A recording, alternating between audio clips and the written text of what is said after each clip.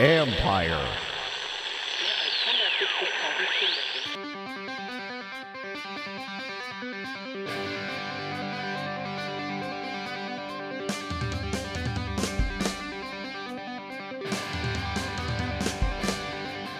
Welcome to the latest edition of All's Caps with former Capitals defenseman Karl Alzer. I'm AP hockey writer Steve Wino. We're doing this on Sunday. Capitals beat the Panthers 6-1 in Game 3 to take a 2-1 lead in the first round series.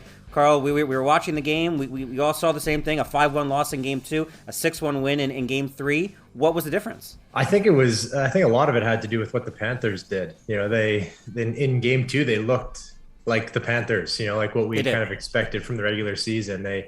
They played with more confidence. They're snapping the puck around. They're making plays to guys, in open areas, winning some one-on-one stuff. And last game was the complete opposite. Like the Caps completely neutralized them. They made them look non-existent, like a very, very average hockey team, which they've been very above average this entire season. The Panthers have. So they're just doing all the things right. They're playing playoff hockey. We've seen this so many times with the Capitals. It just unbelievable regular season teams, and then can't quite get to that full playoff hockey mode, or maybe runs into another team that's a little bit better in the playoff hockey mode. And it seems to be happening right now. So I have so much confidence in the Caps winning this series now because of the way that they're playing, that I don't know that the Panthers can get to a level high enough to beat them in a 7-game series now at this point. Yeah, and that's what even Andrew Burnett, and we'll hear from him later and talk about the Panthers thing, that the Capitals are playing playoff hockey and the Panthers haven't gotten there yet. The Panthers, if they play like they play in the regular season or like Game 2, they can beat anybody in the league. It's just there's something missing from what they're doing. But what are the Capitals doing to take the Panthers out of all that? They have just people in the picture at all times, right? There's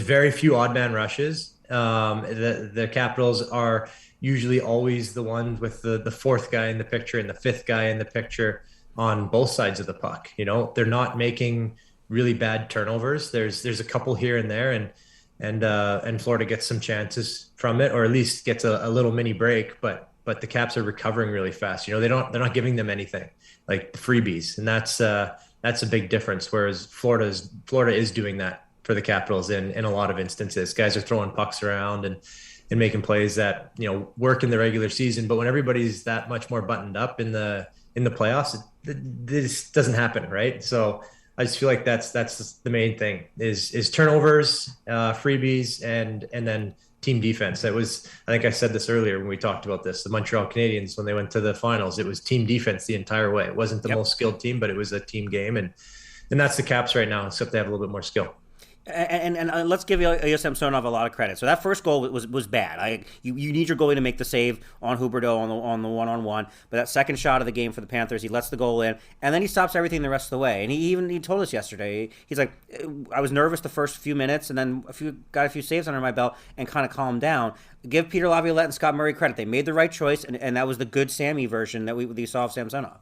Yeah, it was. And I was listening to I think it was a throwback interview of Laviolette talking about what they did when they won the Cup in Carolina. He did the same thing, right? They had a goalie that they thought was their starter, and he gets a feeling and decides to switch it up, and then the rest is history. They end up winning. So these are the coaching decisions that they make, and they know what to do because they're in the room and they know the player and they know the vibe of the dressing room and what they have to do. And I think even just hearing Sammy's reaction in the media too, like saying he was nervous, but also how happy he was with people cheering for him. I think you just see some of the passion that he has, right? And you really want someone who cares in that. Not saying that Vitek doesn't, but it's obvious that Sammy really wants to do well and perform. And I think that's a great sign. And he has the ability to be a really great goalie. Am I overthinking it and saying, would Peter Laviolette go back to Vanacek? Like, are we like? I'm not really serious about it. I think Samsonov is the guy. But is there any part of you that thinks, well, Samsonov hasn't done that back-to-back games for a while. You know what you're going to get out of Vanacek. Is there anything to that, or am I crazy? I'd be shocked, but I'm trying to remember what he did in Carolina. I don't know if he did that. Did he put? Once Ward played, he played, and that was it. Hey. Yeah. Okay. Yeah. So yeah. I mean, I would be shocked if he went back to Me, Vanacek me for too. next. I would be as well. Yeah, but I mean, I guess you never know. He could get injured, and then Well, which we've you never seen. want any Knock on, injuries, yeah, right? knock on wood. But we've seen goalies come down with weird injuries. Right, they're the most specific position that we have. So if they're not feeling 100%, then and this is the playoffs for goalie injuries. So just you never know. It has been the playoff for goalie injury. So we don't want anybody getting hurt, let alone Ilya Samsonov or Vitek Vanacek or anyone, not even Sergei Bobrovsky, not even, you don't want anybody to get hurt at any point, at any time of year, really. When we come back on All's Caps, we're going to hear from Panthers coach Andrew Brunette about what the Panthers aren't doing well and talk about what I saw at practice with Florida today and kind of what they need to do better because the Capitals are doing a whole lot of things well so far in this series.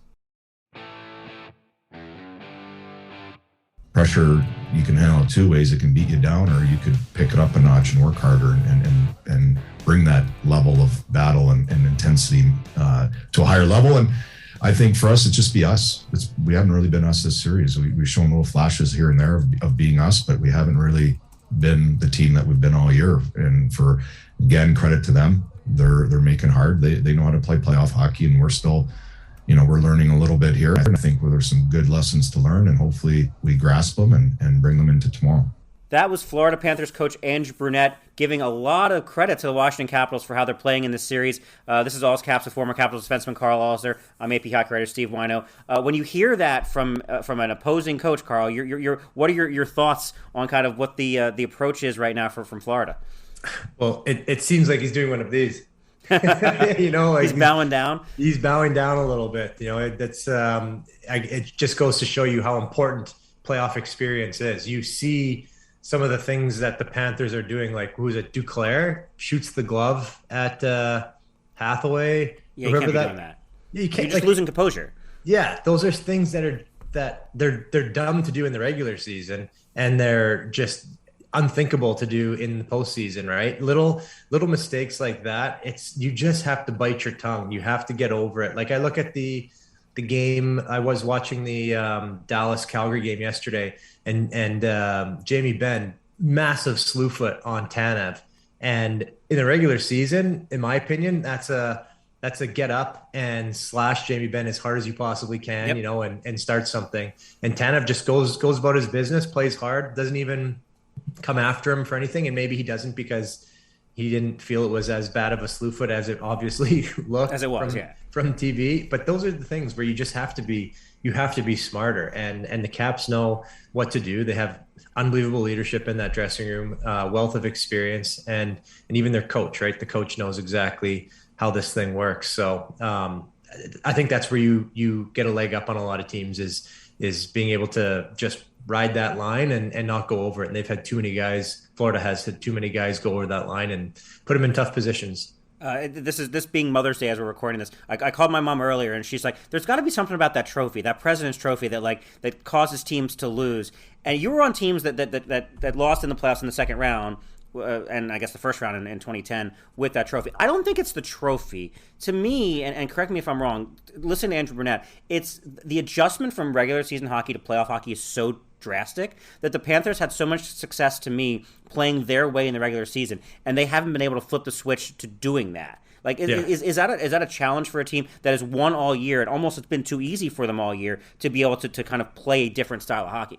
Yeah, it is. And there's very few teams. I think Tampa, I guess, maybe was one of the teams that's been able to. They couldn't against Columbus, though. Remember in 2019. Yeah, that's true. Yeah. But it's like if you don't go through the regular season without any adversity, it's just one of those things. It's like it's like a teenager that never has any adversity. Everything is great, super smart, aces everything. Then all of a sudden gets to university and it's like holy smokes, like I got to work hard and I'm not the smartest kid anymore. And you have to find a way to either be better or you shrivel up a little bit. And that's the way it happens a lot. Like you're expecting, especially the first round, right? You're like let's win this in 4 or 5 games max. Let's get out of here and on to the next round. And so when all of a sudden somebody punches back and they're a tougher opponent than you thought, then this is how it works, right? And so I don't know how anybody can underestimate the Washington Capitals when they have the players that they have and that experience, but it seems to have happened. And the game plan that the Caps have and the way that they're executing it is just perfect. It's absolutely perfect. It's a you don't see teams win the playoffs 7-4 every single game. Like this playoffs has had a couple high scoring games, but you have to be able to grind it out, and they haven't had that yet. No, they haven't. And look at practice for the Panthers. No changes, but I imagine the Panthers have to change something here, right? I mean, maybe you bring in Joe Thornton in. We were talking about right before we started here. Mackenzie Weegar has struggled and he gave up the puck to Alex Ovechkin on Kuznetsov's goal in Game 1. He took the penalty that led to the Oshie power play goal in Game 3. I think at some point the Panthers have to move him down and give Ekblad a new partner and figure something else out, right? Yeah, it's hard because he's been such a big piece of the puzzle all season, and you don't want to, I'm sure they're still planning for the next round and a longer run, right? And I'm sure they don't want to hurt a player like that's confidence by moving him around. But at the same time, it's like you have to fight for your life now. And you're right, he hasn't been as good as he can be. And we were talking about this even before, like even a guy like Giroux, who has a lot of experience, been around for a long time, but there's turnovers, right? And there's not enough grit. Like that's what makes a guy like Crosby so good in the playoffs is he gets his level of grit it's just so high that he's willing to battle, and he doesn't do as many of those what I know Caps fans like to say is like the crybaby moves, right? in the playoffs, he just goes about his business. He plays hard, he plays smart, and Florida's had a few too many guys that have got caught up in things just not going their way. But you just if they have a different pairing that they can do, maybe minimize. I think Sherratt and Ekblad. Yeah, you could put Sherratt in there, but yeah, minimize a few of his minutes, maybe some of the big minutes, and just let him feel comfortable out there against some better matchups. Then they got to try something at this point. Yeah, Capitals change nothing, right? You go with the same lineup. Absolutely, everything the same. Let everybody flow the way that they've been going, and just I would don't change anything, and it'll be up to the guys in the room now to continue to do what they're doing, continue to be smart and responsible. They know what the game plan is, and they're gonna have to come out hard. I think Florida's gonna probably throw everything at them, but it's one of those things where if they can hold on for the first period, maybe the Caps get a goal or even 0-0. That's a bit of a gut punch to the Florida Panthers if they don't see anything from a big push. Yeah, if it ain't broke, don't fix it. When we come back on All's Caps, we'll get into that. Peter Laviolette did actually address that after the game about kind of moving on and focusing on Game 4, and we'll talk about that and kind of what we expect out of the rest of the series. So this game, if we don't follow it up, then that's on us. And so it's got to be pointed from right now. And so we've got to make sure that our mindset is knowing exactly where they're at, our preparation, our work, our detail. That has to be the priority. A very focused Peter Laviolette, and that was after Game 3 and the Capitals' 6-1 win, that he immediately wanted the team's focus on Game 4 with former Capitals defenseman Karl Alzner. I'm AP hockey writer Steve Wino here on All's Caps. You mentioned this, Karl. You got to expect Florida to have a push. What do the Capitals need to do in Game 4 to kind of resist that push? And assuming Ilya Samsonov plays as well as he did in Game 3, that's a given. But what do the rest of the guys on the team need to do to kind of handle that? I think you have to go, you go a step ahead here and think what does Florida need to do to have success, right? Where are they getting stopped right now? They're getting killed in the neutral zone. The Caps have been so good at slowing them down. They always have guys back. They're able to get to a lot of, there's broken plays at the blue line, and they're able to get the puck and turn it around and take possession, right? So what's Florida going to do? Are they going to start dumping the puck in? Because that's one of the only ways for them to get in right now. They're not able to stick handle through the neutral zone and come in with possession. And the Caps aren't giving them the odd man rushes. So they're probably gonna have to start dumping some pucks in, right? Which is where they want to create a little bit, more physicality and try and get some puck possession. So what do the Caps do? They got to make sure that they got a good setup for their breakout here. What are they going to do? Is it going to be, just quick rims to chips and then turn it around right away? Make sure that they're one and done on all Florida's chances. And that's probably where they're going to go, is they're going to think, what's Florida's adjustments going to be? And then we need to be ready for it right away, right? And so if you can stymie them right off the bat here and don't allow them to have any of that zone time, then it just kills them, right? Players that want to have the puck, that are 100-point a year players, and they don't get to have that zone time. And every time they try and skate it in, there's just a line, the line of red guys just there to stop them. It's perfect. So figuring out what having that plan, which I know that they will, for whatever Florida's adjustment is going to be, and then make sure they execute. Well, that's the benefit of having Peter Laviolette, right? I mean, this is Andrew Brunette is coaching in his first playoff series. He's played in the NHL, but this is coaching his first series. Laviolette's been there before. This is where, to me, this was the biggest edge the Capitals had coming into the series. Yeah, for sure. And yeah, obviously Peter Laviolette's the guy that steers the ship there. But I'd love to give a shout out to Brett Leonhardt, who's one of their assistant coaches, does a lot of their video, a lot of their pre-scouts. This guy studies film like crazy. He's always looking for something, and the whole coaching staff is. I know Foz really well too, and he's always same thing on the power play. He's always looking for a little edge, how to beat guys. And so that whole staff is going to be on point. You know, this is what they do. They've seen everything, the way that they bounce back from losses, how they normally change their game, and they're ready for it. They have plan A, B, C, D. It's just the way that the playoffs work. And so, like Peter Laviolette says, then it's on the guys to make sure that they're ready to go and ready for adjusting in game. Big fan of Brett Leonhardt, who was a big help for my book, Odd Man In, Emergency Goalie book. You can pre-order it now on Amazon, out in October. Hopefully I'll be doing some signings with Brad in the fall. But another coach to give credit for, Scott O'Neill. Capitals are 9 for 9 on the penalty kill. And I know you hate talking about the penalty kill because you think it's a superstition thing. I remember this from a playoff series many years ago that you got pissed at my buddy Zach Boyer for even bringing up the penalty kill. But Scott O'Neill's done a great job of kind of having a penalty kill that's frustrated the Panthers. And Florida has gotten chances on the power play. But what's working so well in the penalty kill right now? Well, just for a sec, I'll say that I'm not so worried about frustration or about superstitions anymore, since I have zero part. You have not. Yeah, no, back then you were. Back then I was, yeah, because then it was in my head and I had to go out there and play on the PK. Now it's whatever. I know I got, because I had tweeted out that I said Caps in 5 and people are like, no, you can't jinx them. I'm like, there's no jinxes. You guys don't understand. We have nothing to do with the product on the ice besides how loud we cheer, right? So as long as you continue cheering, then things are going to be the same. So it's just pretty funny. But yeah, they're just like, it's the same thing with 5-on-5. Like, there's so few freebies out there, right? Guys are willing to block shots. Their lanes are really good right now, battling hard in front of the net. Yep. And that's the way it works. Like, I watched watching the Leafs series, and the first game that the Leafs played against Tampa, you know, it was their pre-scout. They did it to the Caps too, but it was their pre-scout, knowing that we need to pressure hard down far enough that the guy on the half wall needs to move the puck down, can't come back up, right? Because so many of these guys will pressure just to the top of the circles, and the half wall guys are so smart. They know that they just need to take a couple strides, and then eventually the player's going to peel off, right? Well, that's what Nick's been doing. Nick, that's how the Caps power play has been working so well. That's exactly it, right? You need to feel the pressure, and you need to wait until that person decides to finally peel off or gives you a lane.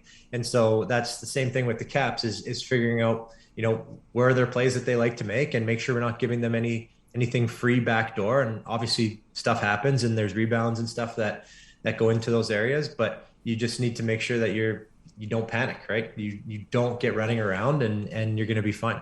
Is your standing prediction now Capitals in 5?